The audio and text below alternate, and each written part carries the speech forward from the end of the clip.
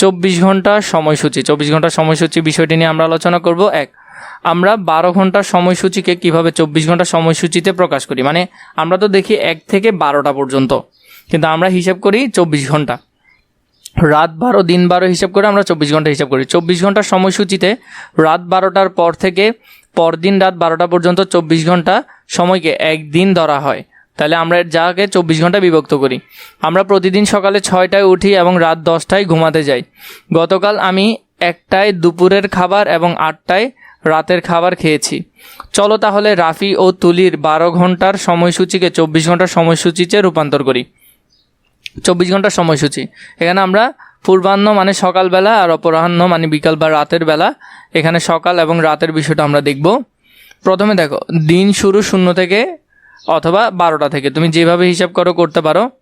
যেমন সকালে 1টা 2টা 3টা 4টা এইভাবে 12টা পর্যন্ত। এরপরে 13টা মানে 13টাকে আমরা একটা হিসাব করি, 14টাকে 2টা, এইভাবে করে হিসাব করি। রাত 20টাকে হিসাব করি রাত 8টা, রাত 22টাকে হিসাব করি 10টা। এইভাবে করে সময়সূচিগুলো একটু বুঝে নিলেই হবে যে আমরা 12টার পর থেকে, এখানের মধ্যে আমরা উপরের জনকে দেখলাম সে 12টা হিসাবে হিসাব করছিল, এরপর নিচের জন হলো 24টা, আমরা ওই হিসাবে দেখব। যেমন এখানের মধ্যে এই 6টাকে আমরা কি ধরি, সকাল 6টা পর্যন্ত বা সকালে উঠলো, এরপর দুপুরকে ধরা হয় 1টা, এরপরে রাত 8টা, এরপর রাত 10টা।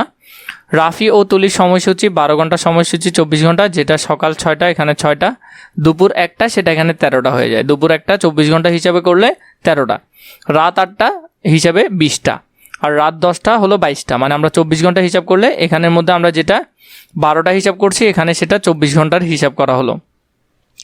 24 ঘন্টার ঘড়িতে কোনো AM পূর্বাহ্ন বা PM অপরাহ্ন ব্যবহার করা হয় না, কারণ 24 ঘন্টার মধ্যে AM আর PM প্রয়োজন নাই।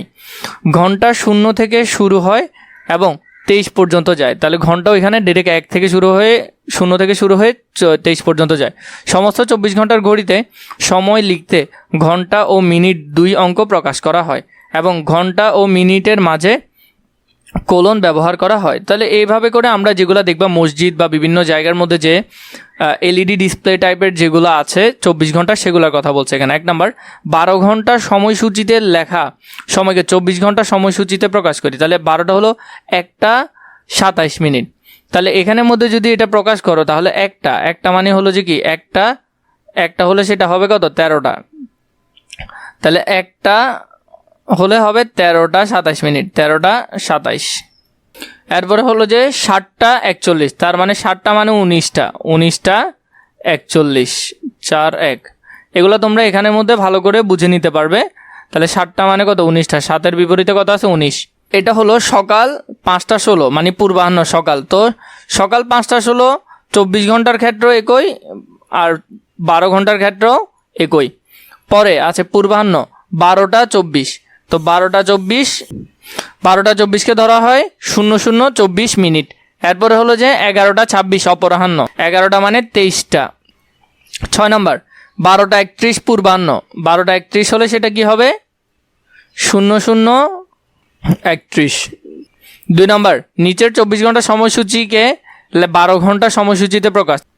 তাহলে এখানের মধ্যে 13টা 47 মানে 1টা 47 অপরাহ্ন, 12টা 26 মানে 12টা 26 অপরাহ্ন, 00:56 মানে 12টা 56 অপরাহ্ন, আর 17টা 52 মানে 5টা 52 অপরাহ্ন। তো এইভাবে করে তোমরা ওইখানে পূরণ করতে পারবে, এগুলা সুন্দর করে এগুলো পূরণ করে ফেলতে পারবে। বাকিগুলো আমি দেখিয়ে দিচ্ছি। 5 নাম্বারটা হবে কত, 23টা 29 হলে 11টা 29 অপরাহ্ন, 19টা 7 হলে সেটা 7টা 7 অপরাহ্ন, তারপরে এখানে হলো 3টা 38 মানে 3টা 38 পূর্বাহ্ন, আর এখানে 07 7টা 54 মানে 7টা 54 পূর্বাহ্ন, আর এখানের মধ্যে হলো যে 16টা 43 মানে 4টা 43 অপরাহ্ন। তো তোমরা এইভাবে করে এগুলো সুন্দর করে এখানের মধ্যে করে ফেলবে।